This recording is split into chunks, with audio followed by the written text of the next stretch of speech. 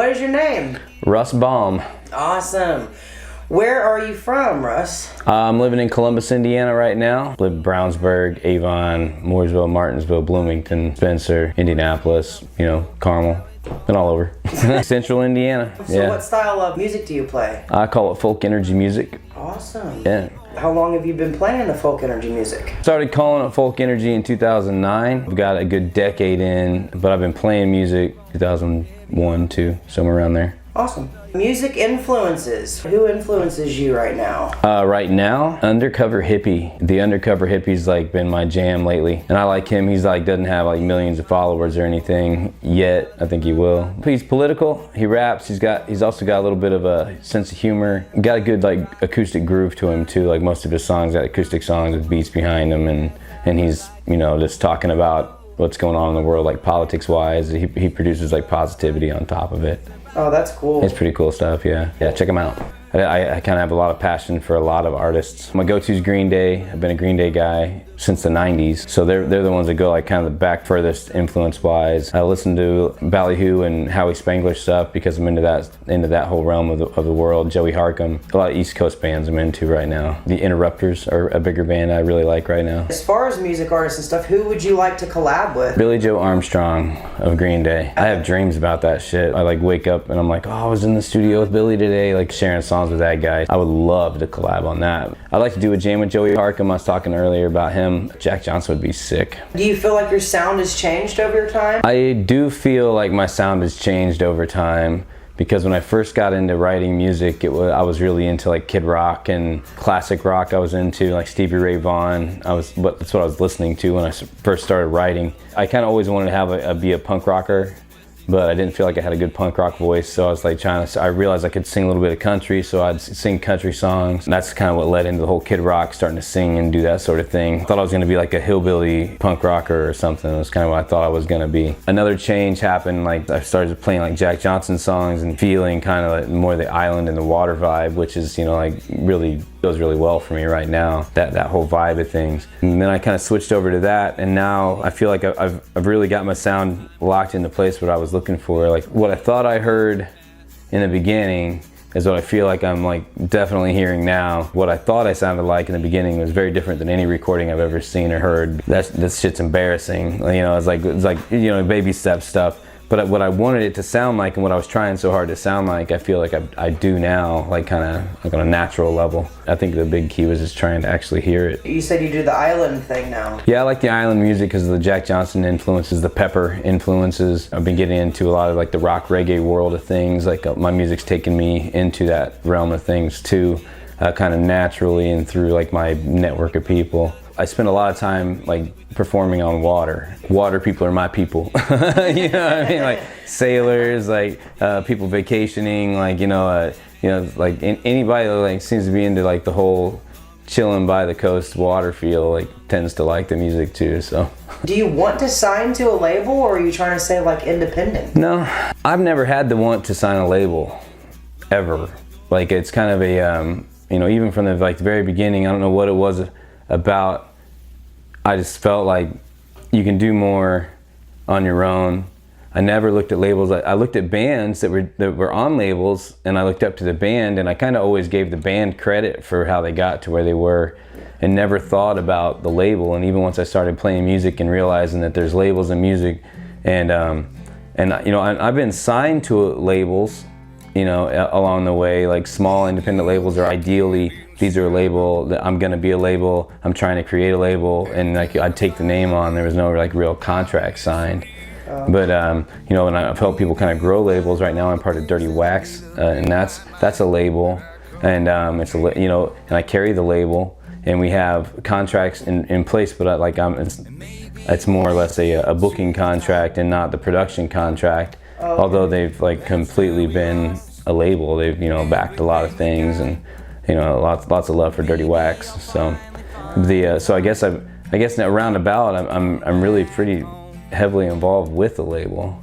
Independent, anybody can do it independent. And the labels aren't necessarily labels anymore. They're more or less investors, and they're investing into the artists that have already got their shit rocking. So you go out and, you know, they're having to share your piece of pie instead of the other way around, and they're still mass marketing. The labels, I think there's 4 major labels left, still have like monopoly control over like just the mainstream, you know, and dipping into that mainstream anytime we can is what a lot of us trying to do. There's just so much more success out there for artists that's not that mainstream set of people, and you can honestly make a pretty amazing living at it, you know, and be able to, you know, I'm watching like people that I know, like peers of mine, that are just annihilating things, you know, like it's like these guys bring in thousands of people to the show, and you want to know how they did it, and it's like, well, you know, me and this dude over here, you know, they're still involved, they're the ones doing it, and they've got a promoter in place, and they've put themselves in the right opportunities to do so, and it's like, and it's hard work. My mind just gets blown by my friends, what they accomplish. It's just been insane, and I've been lucky enough to kind of be like on the passenger seat and watching them do it, you know, pretty rad. So that's like pretty much what's, you know, keeping you wanting to really stay on the independent side? Yeah, I've learned I really like to be in control of my life. Like, I really like to be in control of, okay, these are the only days I'm willing to work, you know, and this is why it makes sense, you know, like kind of being your own boss and being the entrepreneur and saying, you know, if I'm killing it, it's because I'm waking up and I'm killing it all day long. 7 days a week, you can do that if you want, but you gotta take a break sometime, and you gotta be proper. That's for it. The label, like, I try to encourage people to create their own. You are in control of yourself as an individual and as an entrepreneur, as a band, and you have to have kind of a committee, you know, of people that, you know, you can trust with advice and direction and whatnot, but be in control of your career stuff. It's like, nobody's gonna come and steal your songs or nothing like that. Like, don't be afraid of that kind of crap. Just go out and do your thing and like announce yourself, you know, keep it up, and you're doing just as much as what that label's trying to do for you. What are you trying to go for with your career? I want to travel the world. That's like been one of my big deals. Like, I think music is a vehicle for travel, get to meet people, and I've been able to do some of that, which is really cool. Goals that I'm at now, I want to start, you know, going across and filling up like 500 people rooms, you know, out of state, and that's really my goal right now. And then we're gonna go back, you know, and grow that number every time. So I'm looking to like make that like part of my routine, that like there's 500 people that give a shit, that are hanging out in the room together and enjoying the shows like in markets outside of, you know, central Indiana. And so that's like what I'm working on right now. What is your dream tour? Like, where would you know what I mean? What's the A dream tour? Yeah. A dream tour would be making a single stop in every like continent, being able to do a serious like world tour, even if it was only for like 500 people or 50 people, you know what I mean? But going ahead and like making it go, checking off countries, you know what I mean? Probably aiming at like continents first. So like we'd be like North America, South America, Australia, Europe, Asia, Antarctica. Did the world tour, bitches, you know? And then like that's what I'm talking about. Where all have you traveled touring? All over the United States now, and then the United Kingdom. UK this year was my first trip around the UK, and that's lining up to happen again next year, a couple times next year. That was my first time traveling out of the United States. I'm gonna be in Mexico, it's looking like in January, as part of a tour that I'm going out on with like the Tour de Vor. Chris DeMakes of Less Than Jake is the headliner. Authority Zero is after him, and Ballyhoo after him, and then me. Jason from Authority Zero, that's my brother-in-law, that's my brother. Howie and the whole band of Ballyhoo, like I know them really well. Like he produced my last album and like doing all that kind of stuff, and the Ballyhoo guys played on the last record. It's all part of us running together and promoting together. Everybody in the group is an entrepreneur. Everybody in the group is a you know, sole proprietor. So like we're going out and it's a DIY, you know, artist, completely artist created and operated, you know, thing for those Tour de Vors. So it's like another good example of how, like, you know, because all those bands have been on major labels, you know, and they're not on major labels anymore, and they're surviving better now than they did on their major label. So, you know, it's another good example of independent, baby. Right, yeah. Mm-hmm. Where's your favorite venue to perform at? Do you have a favorite spot? I do. I've got a few favorite spots. One venue that sticks with me because she was really supportive since like 2011 is the Korner Bar, and Donna Richards at the Korner Bar, because she was a bar manager and she would kind of hop from spot to spot. and she ended up buying the Korner bar. She was always getting us gigs and like giving me a spot to play. Like if I was hungry, like literally, and had like no gas money to go anywhere, or I had a phone bill that I just couldn't pull together or something, like I could call Donna, and Donna would say, come in here, you can play tonight, I'm gonna give you $100, you know, like get your shit together, you know, today, kind of thing. Like, so she was somebody that would like make sure that I wasn't hungry, you know. And so she ended up doing us like every Tuesday night, you know, for almost 3 years straight.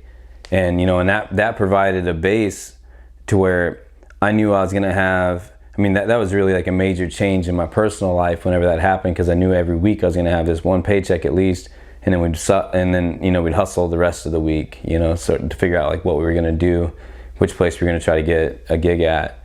But that made me like able to like stabilize, and that made, you know, where I was able to make like all my finance, like my payments and all that started like really happening. Then where I was just a little bit more stable, you know, like I said, living in a truck, partying and drinking away all your money, you know, there for a few years there, like Donna made it to where that didn't have to happen, you know. And so I do a Korner bar show like 3 times a year, and it stacks out for the Korner bar shows. Like it's I think we get busier at the Korner bar than we do anywhere, because it was like my Tuesday night gig, and I still only play there on Tuesday nights. Like when I go back on tour, it's always a Tuesday. Right on. That's cool. Yeah. That's your Tuesday spot. It is, man. I love it. Taco Tuesdays at the Korner bar. I love Donna in the Korner bar there. But I also like favorite venues, they start rolling off. It's like it's the people more than the venue. So like that's where it gets really hard, because it's like Karen Draper Smith at Capone's in Shelbyville. Like she makes it phenomenal there. We always do really good in Shelbyville too. Like anytime I go over there, it's a busy house, and it seems to get better and better every time. And then Stranraer, Scotland is probably, I did several, the Royal Hotel, Rob's, the Grapes were all like these 3 venues, and there's this little spot called the Pub that I snuck into too, ended up performing in there. But as a whole, like this town just rocks, and all those venues like kind of all linked together, and like the music scene kind of hopped around, and I got like dipped into every like little bit of the music scene down in that little town in Stranraer. So like as a venue, Stranraer is my favorite like venue out of Indiana, I guess. It's like, which is a town, but it's like we get to kind of play all over town. Do you have like a favorite show that you've performed? Favorite shows? There's been a lot of them. I enjoy the Mojito Bay and Put-in Bay shows, like, because sometimes we'll get like 500-600 people out for that one, and that's a lot of fun. And it's on a party island in Lake Erie, so it's like people are getting wild or whatever, you know. It's a shit show. Like people are drinking heavy and getting all silly, but like for me, it's like a big kind of island feel and scene. So like I can just totally be me up there and do my thing. That happens during the summer season. I play up there. It's really hard to say like one favorite show. The CD release show that we had at the Blind Pig for like the Fricky release, that was like a heart pumping, like just a room full of love and full of people. Like most recently, I guess the Hi-Fi show, me and my band Meager Kings, we did Hi-Fi and opened up for Authority Zero, and that place was like packed out. That was our like just a debut show, so it was super exciting. The first time I had like a 6-piece band, you know, because I've been solo for the last 3 years, and that was our first full band like performance and debut. So that was super exciting. Now I didn't have a guitar in my hand through most of the show, so like I got to like jump around the stage and do all that ridiculous shit, you know. That's cool. Yeah, I finally got to be a punk rocker after all these years. Yeah. That's awesome. Do you have like a favorite song that just means the most to you out of all your songs? I've got a lot of songs that mean the world to me, so it's really tough. End of the Line, it was like my second song, and it was kind of depicting like a toast to lost friends. And so like that, I really like that one because it gets into the feelings of, is the first song I attempted some sort of ballad. I like that one because it always makes me like run through like the Rolodex of friends I've lost over the years, and it's always like a toast to them. And so I like that song a lot. There's something about it that always makes me be like, oh, this is my bros, you know, like love you, you know. Toast to this one. Yeah, every time. It's all a diary, so it's like, well, what's your favorite memory? You know, it's hard to figure out, you know, what really is the favorite. What upcoming shows and events do you have going on? Oh, we have Home for the Holidays is the coming tour, and that is December 6th through the 22nd. Starts in Franklin, Indiana. It kind of jumps all over Indiana. It goes up into Michigan. It goes into Ohio, and it's like the tri-state. It's a tri-state tour. I like to kind of make my schedule, and I can stay close to home through all the holidays stuff. So I do this Home for the Holidays tour, which keeps me within like 3 or 4 hours of the house, you know, so I can actually navigate and kind of make the tour and still like be home with the family to get, you know, just to do the holiday thing, you know, and make sure I'm there, because we got 2 kids, so it's like got to be a present father. So like we run out, and it still allows me to go in everywhere I need to go, and like just my commutes are a little longer, but you know what, you go out and you do that, and then sure feels good. You're not waking up with a hangover or anything, because you got to be straight, because you got to drive and you got to get back home, and you know, get up, get home. Sometimes as the kids are getting up to go to school, you get them up, get them breakfast, get them out the door, take them to school, come home, take a nap, wake up, do all your social media, like do all your press and push, and then kids come home, you go get the kids from school, come home, give them a kiss. Megan gets home at like 4:30, and I gotta fly, you know, because I gotta be in Columbus, Ohio for a show tonight, you know what I mean? And then I get to the show like 7 o'clock, sometime like 8 o'clock. Show starts at 9, you know, sound checks and all that gets done. As soon as you get there, you do the show, shake hands, kiss babies, hang out with the peeps, you know, sort of thing. And it could be 2 o'clock in the morning, time to drive home and get the kids to school. You know what I mean? That's what Home for the Holidays tour is like. So for the next, from December 6th to the 22nd, that's what I'll be doing on a daily basis. I think I've got like 2 days off on the whole tour, and it's like boom, boom, back home, you know, there, back home, you know. But it's totally worth it. Like I love it. Like love being with the family. I love being on tours. It's like the best tours when I can do both. The tour is, I mean, it's about seeing everybody that, you know, that I've been involved with for several years, you know, like fan bases and friend bases, bases, you know, and kind of catching up with everybody. And I'm trying to make the entire tour, and I've been building it over, like this is the 3rd annual run with it. I'm trying, every town I go into, I'm wanting to do something positive in that town. I kind of want that to be like a constant theme, like no matter what the tour is, no matter what the date is, that it's like giving something back to the town that I'm in. And so on this tour, like we've got like some toy drives set up. We do, like I'm giving away all the tickets to the Shelbyville show. We always do really good in Shelbyville, so it's like $10 tickets, and you know, I want to sell it out, but every single ticket sale goes to CASA. You know, we're helping out kids in that sense, you know, kids that can't represent themselves in court, like, you know, like that's what that whole program does for them. We're supporting the Boys and Girls Club of Mooresville. Like every single ticket sale in Mooresville goes to that, and that's really been negotiated really well with the bar owners and stuff, to make sure like we're ideally, like I just want it to be a habit, and it's like just something that happens whenever I come into towns that have supported me, and like I said, like got me off of the street and supported the music and believed in me.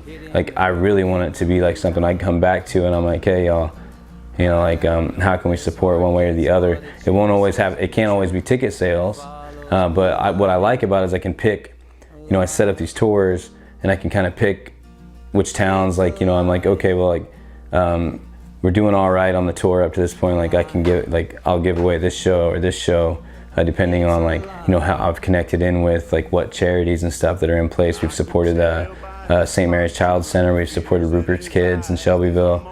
We're doing CASA this year. We've had like the Wellness Center in Martinsville. We did the Boys and Girls Club last year. We're going to do it again this year, you know, for Morgan County.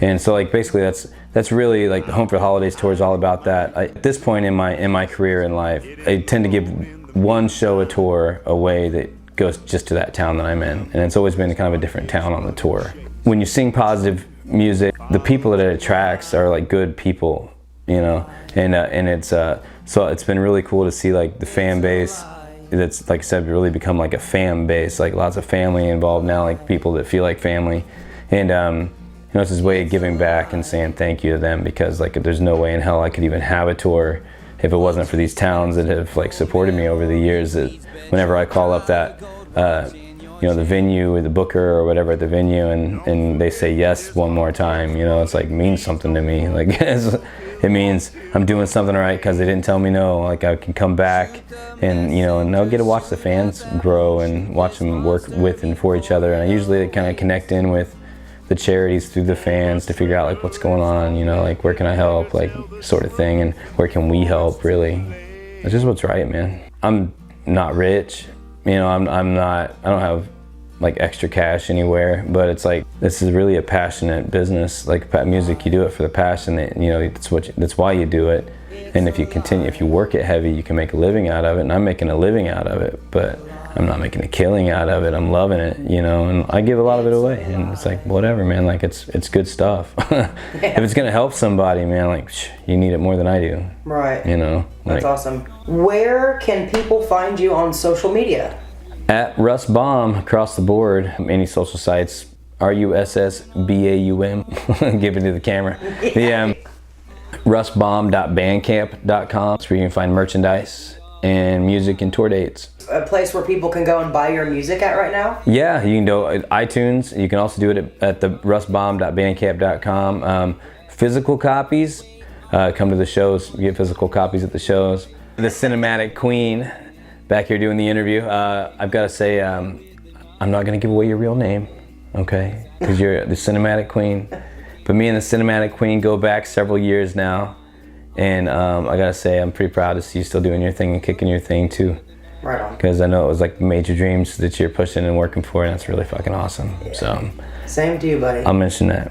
Right I appreciate you, and I appreciate all the work you've done for me. We're rolling, buddy, whenever you're ready. All right. Today I said fuck you to my depression. It's still fighting, but I don't believe in it. The opposite of suicide is when you're living to die, but you're breathing. It took a moment for me to cry. It took a life to be created. And in this moment it makes sense why we're all out misbehaving. You're not falling from the sky.